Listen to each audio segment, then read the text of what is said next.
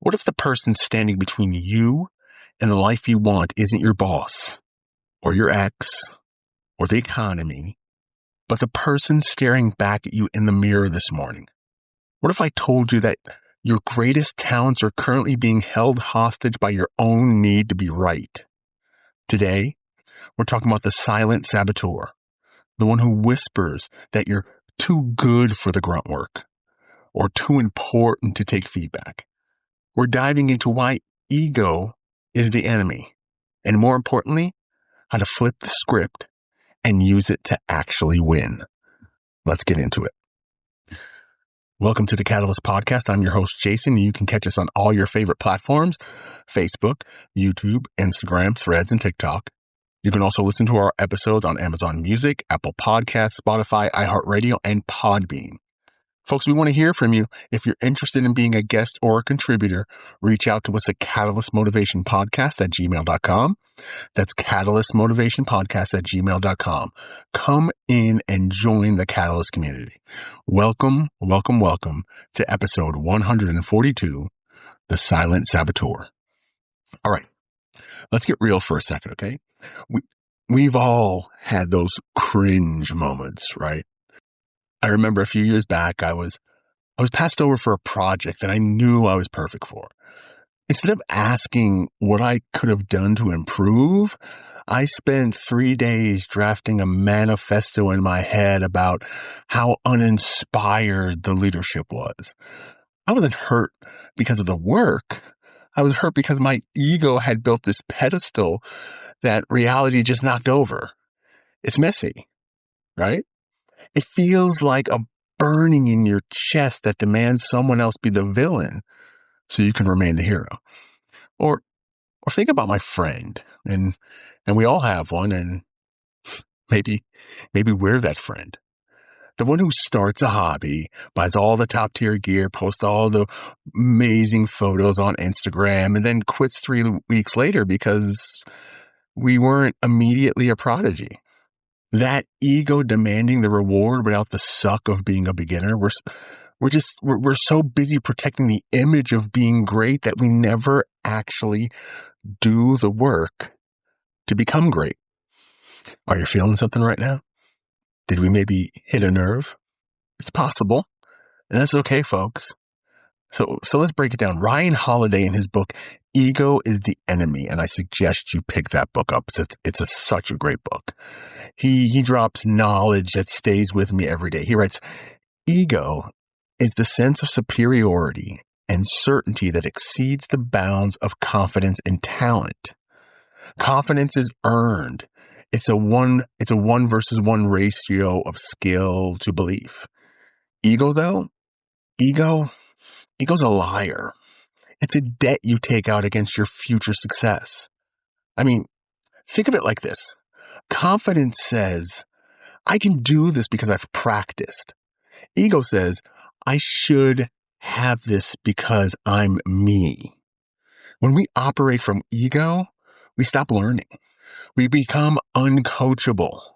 To truly win, we have to adopt what Holiday calls the student mindset.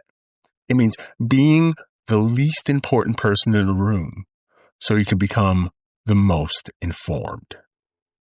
Now, I'm sure there's some of you out there that think this is some woo, right?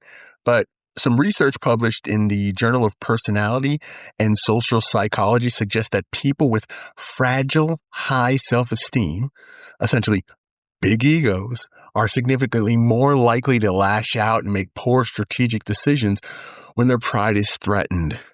And man, do I ever know what that is like, because I've lived almost the majority of my life like that. And I'm not ashamed to admit it. I'm not ashamed to admit it. It was me. But I'm making that change. I'm working on making that course corrections. I mean, basically, when we think about ego is like a tiny, aggressive chihuahua living in your brain, right? It barks at everything. It thinks it's a Great Dane and constantly trips you up while you're trying to walk through the door, right? It's hard to be a visionary leader when you're busy arguing with the chihuahua, right? So, so how do we use this to win? Where's the pivot? Well, one thing's for sure. One thing's for certain, okay? We don't kill the ego. That's impossible.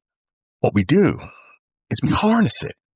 We take that desire to be the best and we attach it to a process, not the applause, right? Winning isn't about the trophy. Winning is about the discipline of the canvas strategy. It's an idea of finding ways to make other people look good, right? When you clear the path for the people above you, you eventually control the direction of the path. It's the ultimate quiet power move, right? So let's think about something that can make this usable. All right. Let's talk about an actionable exercise that you can use. All right. We'll call it the audit mirror or the mirror audit. Yeah, I like the mirror audit better because that's the way it should be going.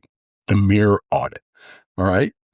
Okay. So tonight or right now, if you're parked, right, you're in the bathroom getting ready, wherever you are, think of one area in your life where you feel stuck or you feel frustrated. And I want you to ask yourself the following 3 questions. Are you ready? Get your phone out, get your tablet, get your pen, paper, sticky note, whatever it is. All right. First question. Am I angry because a goal was missed or because my pride was bruised? All right. Let me repeat that. Am I angry because of a goal I missed or because my pride was bruised? All right. Second question. If I was the student in this situation, what would I be learning right now? All right. Let me repeat that. If I was the student in this situation, what would I be learning right now? Okay. Finally, what is the one thing I can do today to help someone else succeed without taking any credit for it? Let me repeat that one. What is one thing I can do today to help someone else succeed without taking any credit for it? All right. So those are your 3 questions. What I want you to do is look in the mirror and ask yourself those 3 questions. This is a time for us to be brutally honest with ourselves. We don't change until we change. And sometimes it's very, very fearful. And I get that because I've been there. I'm still there. I'm still working through it. But you take that step, that tiny, tiny step forward, and it can make all the difference in the world for you. So get yourself in front of a mirror and ask yourself, am I angry because of a goal I missed or because my pride was bruised? Next, you're going to ask yourself, if I was the student in this situation, what would I be learning right now? And finally, what is one thing I can do today to help someone else succeed without taking credit for it? Do the work. Stay humble in your inspiration and your aspirations. Be gracious in your success and resilient in your failures. All right, folks, short but sweet, but that's it for today. I want to thank you so much for listening to the Catalyst Motivation Podcast. If this episode hits home, please, please, please share it with someone who might need it. Let them know that they're not alone. And as always, keep showing up. The world needs the real you. All right. Please like and subscribe to our podcast for more motivational content. Follow us on Facebook, YouTube, Instagram, Threads, and TikTok for even more inspiration. And don't forget to pick up a copy of my book, The Ways of Compromise, out right now. If you're looking for something to read that pushes you to think differently about your decisions, your relationships, and the way you navigate tension, this might be the book to add to your list. Again, I want to thank you so much for listening. To see people from all over the world getting connected to this podcast is very overwhelming. Places that I would love to go and see and visit. Please keep on sharing it, and I hope you get something out of it.